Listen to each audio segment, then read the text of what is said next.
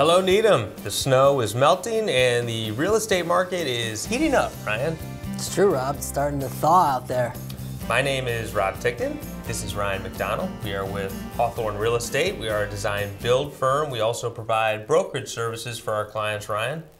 Sound about right? Yeah, and often we do both, as people tend to need all kinds of things when they're in the real estate world. That's correct, but instead of talking about ourselves for the next half hour, instead we're going to be talking about the sales data for the month of March. That's right, March. It started off a little shaky. Yeah, there. it was a little dicey. We were wondering if we were going to be able to fill the show with sales. And we'll see if indeed we can. But if you see us doing this, those of you in the TV biz will know what that means. Right. Whereas usually when Ryan's talking, it's more of this.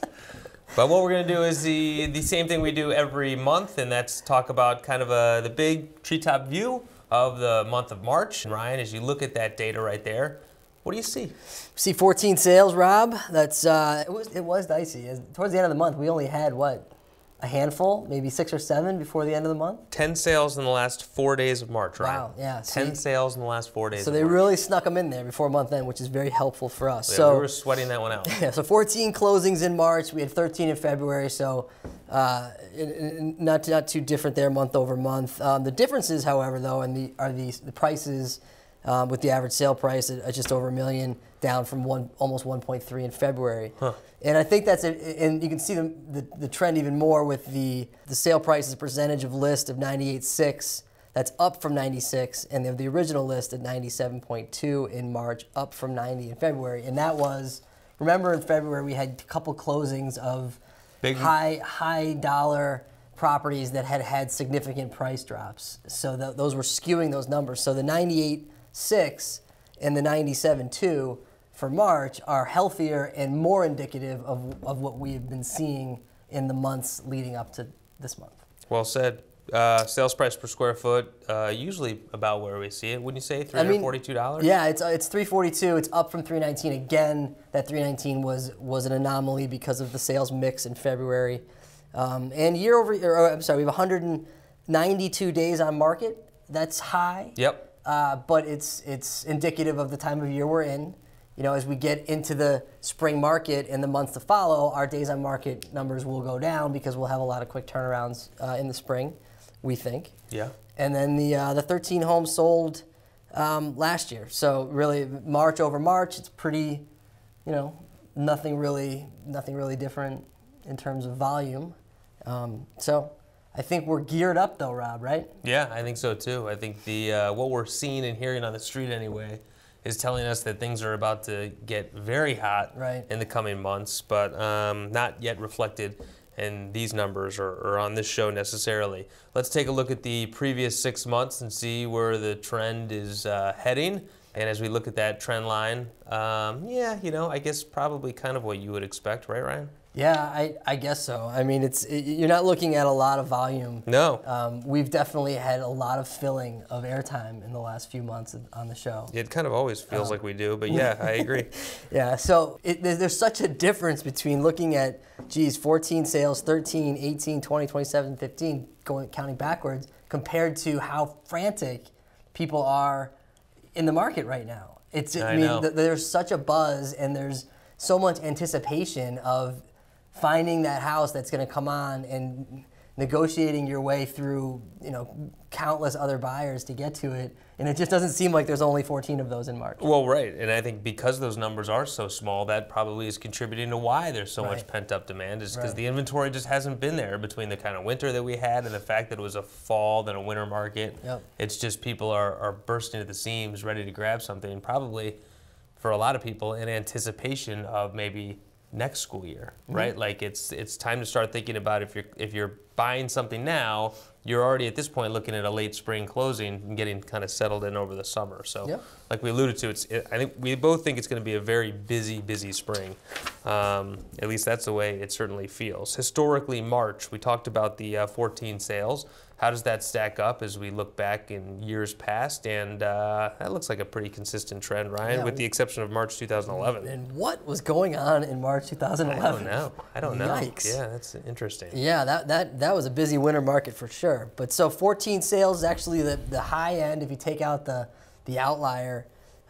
So, really, there isn't anything to suggest that the real estate market isn't just humming along in accordance with its typical trends. Yes. So, and the typical trend in Needham has been, you know, just a bonanza in the spring. So we're just eagerly anticipating that. Right, after a relatively quiet March. Yes. Time to examine the individual homes that sold in the month of March. We're going to go low, work our way up, maybe a couple of deals in the months sprinkled in there, Ryan, for you and me. Maybe one right out of the chutes. No. Yeah? That's just low-hanging fruit.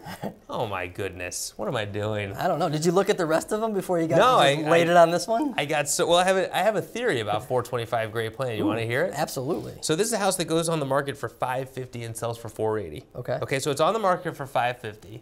It's on for about 45 days, call it, a little bit less. And then it goes under agreement, and then boom, it posts the sale later that it's $480. So my question for you is, if this same house was on the lot out of the gate instead of $550, if it was put on for $499, where would that number land? Would it still land at $480? Possibly with a 5 in front. I mean, there had to be a lot of people that were surprised that it went 70 grand under list. Right. Right. So that's one thing about it that I liked, and one argument. The other was that this is a type of house that seems to appeal to a lot of different people in the sense that it's one-level living with a garage, an attached garage, right? So you have potentially empty nesters who want to move there. You have an entry-level pricing that people want to get into Needham. You know, you're in the, well, 5s, and as it turns out, in the 4s. And you have builders, because you have a 12,000 square foot lot that's right across the street from Hersey. So right near Hazel's. Right near Hazel's. So it's, you know, it's on Great Plain. It's almost walk to town. Can we call it walk to town from there? Yeah. Sure. You're closer than some of the walk to town claimants in months past. So I thought it had a lot going for it to sell at $480. You don't see many 480s. You don't see many 4s, period. No, and when you do, I don't think they compare to 425 Great Plain. So that was the reason that it was my deal of the month. Do you think I made a good argument? I'll buy it. Okay. Your argument, that is. No, I was going to say come up with 480 grand if you want to buy that. So we're off to the races. Next up, let's head not too far away to 50 Lawton Road. That's a nice little spot, nice little neighborhood there, Ryan. That one sells for $550,000. Yeah, I mean, which on paper looks like a really good price, and that's because it is. I mean, I think this is a candidate for your deal of the month for the buyer as well. One bathroom here, it's upstairs. That's always a deterrent for some people. That's a deterrent for me. Yeah.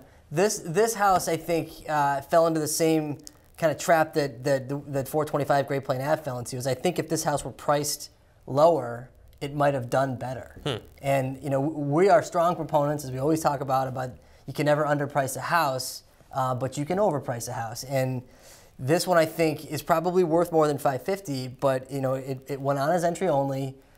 It was positioned a little high. And then it sits, and then you end up during the winter, right, over the winter. So, and then you end up taking what I think is less than your actual market value is for this house. So, candidate for the deal of the month for the buyer right here too. Lawton, great location, right near the golf course. It's a very quiet street. You know, no one's cutting through Lawton. So this is a good buy for the buyer, I think. Yeah, and if it goes on the market in the spring, I agree. It commands a better number than that. What do you think about one of the best schools in Needham? How do you feel about that? But I mean, isn't that that's like being a weatherman? I mean, saying one of the best schools in Needham. I mean, okay, like they're all good. You're right, it is one of the best. It's not like there's 47 schools there. There might be other schools that don't like that phrase. But it's one of the best. Right. Yeah. All right. I think that's actually kind of middling it. Like I'd rather you come out and say the best school in Needham and really make a stand. All right. We're going to stick again in the same kind of geographic area, 97 Great Plain Ave, and as I look at this listing, this screams land sale. Yeah, this is a land sale. This was a land sale from the get-go. Correct. This is, I think this property might have been owned by either the Archdiocese or maybe St. Seb's or one of the Catholic Church-related schools, I believe. It's directly across the street from St. Bartholomew. It is. So it's either owned by the church, by St. Seb's, or the Archdiocese. I'm not sure. But in any event, it is a land sale. It's an 18,000 square foot lot. That's big. It is, but it is in it. You know, you mentioned being across from St. Bartholomew's. That means it's nestled between Greendale and 128, which is a noisy nestling area, and it's right on Great Plains. So it's kind of in like three it's on a busy road. It's nestled between two busy roads, and it's across from a church. So it's got those things sort of making it challenging as far as pricing. Yep. So I think that contributes to it stays on market. Also over the winter, as we mentioned with Lawton, and it sells for $550. So, Well, if you're going to buy a lot and build a house and live in it, would you rather it be on 425 grade plan, which was my deal of the month, or 97 grade plan? I'd rather be on 425 grade plan. There you go. It sold for $70,000 less. Yes, it did. Further hammering my case for that deal of the month. Yeah, good job. Deal of the year candidate? Boy, you really nailed that one, Rob. Thanks, feels well good. done. 76 Brookline Street is next up, and as we kind of continue with this theme all of a sudden of listings that were being advertised to developers, this one clearly was. In fact, it even said on the listing sheet, and I quote, "House is being sold for the land." Okay. So there you have it, and oh my goodness, it looks like probably it got a few offers. Right, and here's case in point. We talk about not being able to underprice a house. This one goes on for $539, and it sells for $101,000 above that price. So I mean, the market will work itself out, and when you have something that has either an implied or an actual value in its listing price, it's going to invite interest. And what happens when you invite interest, when you have pent-up demand, you have a bidding war. And so this one goes for $100,000 over. It's clearly a land sale. You know, Brookline is as we've talked about in previous shows, you're not playing catch on Brookline. Right, and this one's a little bit closer to the Greendale side Yep, of Brookline. it is. So it's a busier spot. So it'll be interesting to see what happens here. But 640, I mean, you know, a year or so ago, we'd be saying, wow, that's a lot of money to pay for land. Oh, yeah. But in today's market, it's really not. So I think this is probably a pretty fair price for this property. Yeah, you're right. The market spoke, and that's what it's telling us that it's worth. From Brookline Street to Brookside Road. Yep. And did you get a chance to look in this house? I did not. So there's one thing that really jumped out at me as I was walking through this house, and that was that one of the bedrooms had a circular bed. A circular bed? A round bed. Okay. I mean, you don't see those very often. Hardly ever. It was, I mean, you had all these brokers kind of streaming out of there after the broker tour, and all anybody wanted to talk about was the round bed. Huh, I wonder if it conveys with the property. I don't know. Maybe it could be a throw-in. Yeah. But you want to talk about a huge price reduction here, right? That's what I was going to point out, but I stole it with the bed? But I want to hear your take on it. About the price reduction? Right, but then what happened? Yeah, and then all of a sudden it went for more than what it was listed for. Like they over-reduced it, or can you not over-reduce it? Yes, that's again, it's Exhibit B of today's show on how you can't underprice a house. So you can't, so what you're saying is what we're saying is you can't underprice and you also can't over-reduce. Right? Right, just go lower and you're gonna get the attention of more people. So, and just in case anybody's unclear what we're talking about, it was listed for $699,000, doesn't get any offers, then gets reduced to $629,000, so a $70,000 reduction, and wouldn't you know, the final sales price is $665,000. It goes $35,000. You got half your price reduction back in the offer going over $35,000 over asking. So I mean, it takes some guts. It's hard sometimes as a seller to wrap your arms around this concept, but we just see it happening over and over and over. Yeah. And you can say with confidence that here's what I think your house is worth. This is, if you price it here, you might get at or above it. If you price it here, you might have to negotiate, and it changes the whole dynamic of the transaction. Right, and the power suddenly goes from the buyer, or from the seller to the buyer. Yeah, you can start dictating closing dates and saying no to inspection requests. It's a completely different transaction when you as a seller are coming at it with leverage. A theme starting to emerge from this month's show that I don't think either one of us saw coming. Yeah, the thing about the Brookside, though, have you seen a lot on this? Yes. Yeah, it's big. It's like a boomerang, though. Right, true, but it's a lot of acreage. Yeah, it's 75,000 square feet, but it isn't like a big, meadow type. It's a strip and then another strip. Yeah, close to Wellesley location. Yep. I think I sense some red writing coming up. I do. We're knocking these things out just right off the top of the show. Right. Well, hopefully we're not moving too quickly. 76 Gay Street is our next listing, and there you have it, Ryan. This has got an interesting history to it. I mean, interesting is putting it lightly. Right. Ultimately, it was purchased out of foreclosure, so a bank was the seller in this particular transaction. But this was listed at one point for $1.725.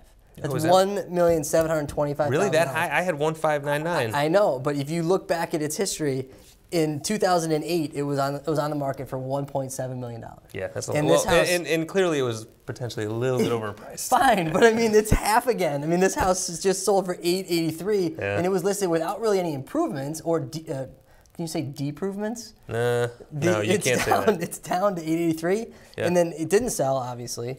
And then in 2009, it's on the market for 1385, and then it had 4 reductions, went under agreement at 990, Yep. and didn't close. And then in 2011, it's back on to 969, goes under. I'm sorry, reduces to 909, under agreement again, doesn't sell. And then it's foreclosed, goes on for 1019, reduced a little bit, and sells in the 8th. So I mean, you can't have a more checkered, spotty history. But it's an interesting house. It's a nice little street. Yeah, Gay not Street's much in the way of a backyard. No, it's slow, but you're right. Right near the Sportsman's Club. Yep. So there's nothing really behind you. And it's big. It's 4,500 square feet. Yeah, and that doesn't big. include the basement. So you're getting 4,500 square feet for $883. But one thing to watch out for, it is $3,300 in public record. So I'd want to reconcile that if I was the buyer, because they're even disclaiming that it doesn't include the basement. So, Right. So if you're at 45.5 and you're taking 1,000 out of it, and public records got you at 3,300, I'd want to check that out. But that's something that this buyer can do with their implied value that they got out of this, because I mean, you have a house that at some point somebody thought was worth 1.7. I just like seeing you give a deal of the month to the buyer. We don't see that very often on this show. Yeah, no, you don't. But that one was just screaming for it. But very interesting history, and I always love looking at the histories of. Oh yeah, I mean, right. Yeah, they definitely tell a story. But so. There you have it. Okay, so we are past our deals of the month, and we move on to 470 Chestnut Street, an underrated, little bit of a sneaky, good walk-to-town location. Oh, most definitely. Albeit on a busier road. You know, the funny thing is when I saw this and I looked at the sales price, I thought that looks like a pretty good deal for the buyer, only because it's a lot of space. It's like I said, close to town or walk to town. Mm-hmm. And then I saw that this same house sold in 2012 for $795. Yeah. Like that's a big spread right there over a pretty short period of time. And it wasn't improved upon. No, I know. I think that illustrates just how hot this market has gotten. Then all of a sudden I'm looking at $959 as a sales price and thinking it's a good number, when 3 years ago it was $200,000 less. It's remarkable. And this one has a very open first floor. The house was built in 1995. Has 4 bedrooms, and then it has like a captured room off of one of the bedrooms. So you could almost, put a 5th bedroom in there if you wanted to didn't mind walking through someone else's bedroom to get to it. Right, although it said town record has it as a 3-bed, which I don't understand. Well, which is fine by me if I'm buying it, because that's going to keep the assessed value down. Correct, absolutely. Right? I mean, absolutely. Hope that Chip matters. Davis is not listening to this right now. I'm sure he's not. But that matters. I mean, their taxes are going to be less year in and year out throughout the time they own this home, because the town has it down as a 3-bed. Right, absolutely. And it doesn't hurt you when you come to sell it. I mean, people don't care. It's as long as they walk through it and they see 4 beds. Yeah, it's not like one of the bedrooms is invisible. Right. So that's, I guess, the trick. Maybe I can somehow convince Chip Davis that I live in a 1-bed. Just with a bunch of dens. 151 Nahoyden Street, kind of an interesting comparison to 470 Chestnut Street in the sense that it's 500 square feet smaller, albeit just renovated. Mm-hmm. So this house was purchased for $739,000 in 2014 by a developer. Yep. And they did quite a renovation, I would imagine. They didn't expand the size of the house. The house seems to be the same size. And they didn't do the roof either. They did not do the roof. No. Oh, that's good information. How do you know? Just by driving by, or could you just tell by what it said on the listing? I think it might have disclosed that, because it says completely renovated home. Right. Except for the roof.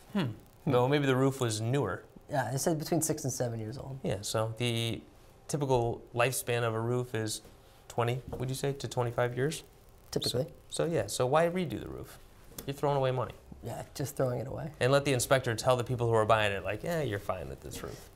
But the thing about this house, when you're comparing it to Chestnut, is this one is 2,500 square feet, but at least 500 or so is in the basement. Well, I think it's actually just a shade under, because it was like just 2,005 square feet on. Yeah, that's a good point. So it's not an overly large home. What if you could live in, just everything else is equal, 151 Nahoyden or 470 Chestnut? What's the better spot? From a location perspective, same exact house. Yikes! That might be a coin flip. Yeah, I think you might be right. Might be. All right, we'll do that after the show. All right. 18 Pine Grove. 18 Pine Grove kind of took me off guard with when it was listed and what it sold for. I thought that was a pretty healthy number for that listing. Okay. So it sells for 11825. It was on the market, albeit for a really short period of time, for $979,000 in 2013. All right. And so The all old, of a sudden, in the old days. Yeah, the old days. I mean, I get it. Walk to Heights, walk to Cricket Field, but this house is basically the same age as the Chestnut House. And from a size perspective, it's kind of the same. I didn't see the inside. I'm sure the finish in it was better or nicer. It's a little bit newer. It's similar, but it seems like a good number for this house. I thought. I think you're right. I mean, just think back to you talk about the old days. You know what this house sold for when it was first built? In '97? Yeah. I'm gonna say. Oh, I'm asking. This is fun. I don't think I've been on this side of this. Yeah, I'm gonna say it was $700,000. It was $456,000. Holy smokes! Yeah, how about that? That's crazy. Yeah. So there you have that. But yeah, I agree with you. It's a lot of money for this house in this location. Yeah. All right. It hurts to be so off on those answers to those trivia yeah, questions. I feel for you. What's that like? I know it happens to you quite a bit. 44 Fay Lane is we're heading into new construction here. Talk about what the builder or the previous owners paid. In this case, the builder paid $550 for this one. Yeah, and in hindsight, that's a great number. It's a great number, but yeah, okay, I guess for 1.3 for a sellout of 1.3. Yeah, you'll take it. I mean, yeah, who knows? Okay. It's Fay. This is in the kind of that Woodbine Circle neighborhood where we've yet to name it, but it needs a name. This is an up and coming neighborhood, no doubt. There's a lot of activity going on. We're seeing a lot of transactions in this neighborhood. Well, it's one of the neighborhoods where the people that are there really like it. Yes, correct. And they can sell people on it, and all of a sudden people want to get in there. Yep. Anything else? It's Elliot's Livingston Circle. What is it? It's Elliot's Livingston Circle. Oh, all right. I mean, we can't name it that. No, we can't, but that's what it is. Maybe we can call it ELC? Okay.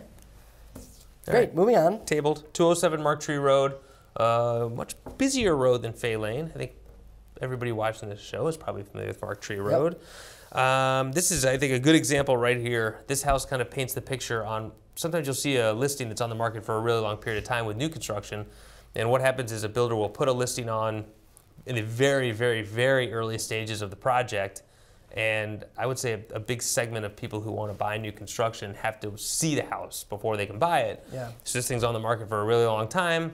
Then all of a sudden it's done. And from that moment on, it's a short period of time, somebody comes in and buys it. Right. And that's what happened here, which would explain why it was on for 1.399, never got reduced for a really long period of time, ultimately sells for 1.37, which isn't that much less for being on so long, but that ultimately is the reason. Anything else? Nicely finished, I thought, this house. When I walked through it, I liked it. A lot of the moldings, I thought it was well done. The master shower was really impressive, and also, some of the features you don't see in this price point, granite in the laundry room, which is a nice touch. And it had a really nice staircase that kind of empties in the front and the back, which is really cool. The only downside to it is it basically at the expense of some of your square footage on the first floor. So it's just one of those design features that really works if the house can support it. Yep. In this case, it's very nice and I liked it, but it does lead you to a smaller sort of living space on the first floor. All right, well said. You want to have the honor of introducing the next house? You just don't want to say Grosvenor. Oh, I didn't know what. No, actually, I don't have the sheet. Oh, all right. Well, we're at 122 Grosvenor Road. Thanks for just rolling with it, Ryan.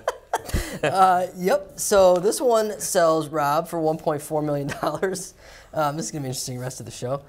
389 days on market speaks to your point you just made. This one went on early in construction. I mean, what we find typically with our custom build customers, our design build customers, is that they come to us a lot of times before there's even a location. Yeah. So it's like you're in that mindset because you're someone that wants to design your own house. It's not usually that you can walk into something that's like being framed and have the vision to try to make it your own. That's a tough thing to do. So that's why you see a lot of these new construction homes that go on early and have high days on market because of what you said. You typically sell them when they're closer to being finished. So this house, trains in the backyard. Right. It's very near Broadmeadow School, which we've learned is one of the best schools in Needham. One of. There's skylights on the third floor. Adds a lot of natural light. You like the skylight? Sure, that works for a lot of people. Okay. Yeah, I mean, I think it's good. 1.4. It's a nice number. That's a good location. All right, except for the train. We're getting to some new construction pricing, but our next one is not new construction. It's 170 Whitman, which is a very nice piece of land, Ryan. It is. It is a beautiful piece of land, Rob. Yeah, it's abutting the Charles. Yep, nice views. Large, the lot is. and it was on the market for a little while, wasn't it? Yeah, and this is another one that has a pretty detailed history. Also, at one point, was on the market in the 1.7s. Yeah. It's been reduced a number of times. It's been under agreement at least once. Back on the market. Actually, this one at one point was on in the 1.8s, Rob. Not the 1.7. They shortchanged its original asking price. When you're on the market for over 700 days, you're bound to have quite a detailed history. It's also a modular home. Yeah. How about that? Yeah. Yeah, it's built in 1993. Cool layout. It's a nice house. It was just, I mean, and I don't think we're unmasking anything. It was overpriced. Right. And so that when you have a house that doesn't have 20 houses to compare it to that are very similar, pricing it is hard. Very hard. This one was definitely overpriced, and when it came down, it ultimately sold. And we've talked about that before. How the higher you get, and the less it is like any other house, Right. which is when it's not new construction, it's that much harder to compare it to anything. It's not an easy thing to do. No, it isn't. But it is.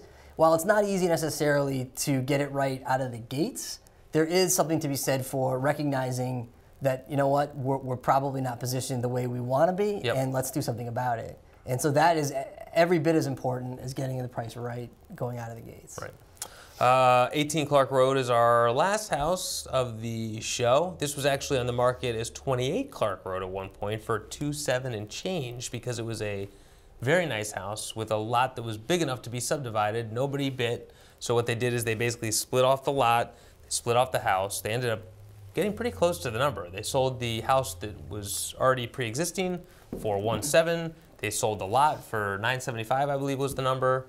And the builder who bought the lot for $975 built this and ended up at a pretty good place. That's a pretty good number there for Clark. I'd say it's a great number. I would say it's a great deal for that developer. I mean, you're buying it at 9 and you're selling out at almost 2.3. That's a job well done. And it's a big nice house. It is. It's large. It's got a lot of really nice features. I mean, I think this is one of those deals where the buyer is going to be really happy with the house that they now own, and the developer is going to be very happy to give it to them. It's a win-win. And we've talked about how this neighborhood in this area is kind of like the poster child for the Hillside School District, right? Because the numbers just seem to be really up after 2014, and this is certainly going to help things for 2015. Yeah, absolutely. Let's take a quick peek at the market snapshot. We got a couple extra things we want to take a quick look at. Bonus slide time. We love bonus slide time. Oops. 42 active single-family listings versus 38 last month, so not a lot of change there. We expect to see those numbers on the rise. We have 55 single families under agreement versus 40 from last month, so we're already seeing it on the rise. An average list price both in the 1.4 range, average market on 106, that's going to come down. Price per square foot at 345, that's wheelhouse. So moving on to the bonus slides, we're digging a little bit deeper into what's on the market right now. We're going to start with the low priced, quote unquote, the lower priced homes, and then kind of work our way up a little bit. And then you see there all the houses there that are priced between in the 300,000. Yeah, yes, ladies and gentlemen, there is a house available for Needham in the 3s. Whoa. Yeah, it is on the corner of Kendrick and Greendale. Oh, come on now, it doesn't matter. It's in the 3s. Yeah, and you have a ramp being built next to it, so just keep an eye on that one. So 15 houses basically under $1 million. Yep. Right? Is that what I'm seeing? Yep, there? under $1 million, you've got it's 38% of the market. The other big chunk is if you look to the next slide, between 1.3 and 1.5, and that, as we've been talking about in recent shows, that's your new construction sweet spot.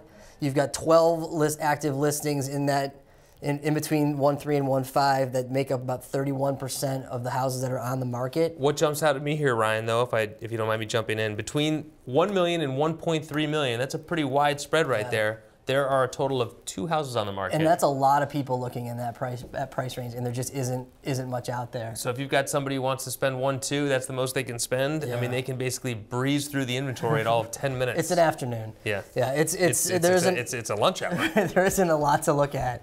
But I mean, what got me, Rob, was 7 houses over $2 million. Yeah. So you got 6 houses in the 2s and the 3s, and some very nice ones, by the way, which we've seen in the $2 million and the $3 million range. And then there's the horse farm. Right. At 4.5. Right. So it's a top-heavy market right now with inventory. I think what you're going to see, though, is you might see a large influx of these properties that are coming on between 7 and $1 million, but they're not going to last. They're going to come on and off in a heartbeat. All right, somebody wants to call the show, Ryan. How would they get in touch with us? They should call at 781-707-6564 or email to rob.ryan@hawthornere.com. redhotmarket.com. Red hot market is coming. You is. heard it here first, or probably second. Thanks for being here. That does it for What's My House Worth. Bye, everybody. Bye.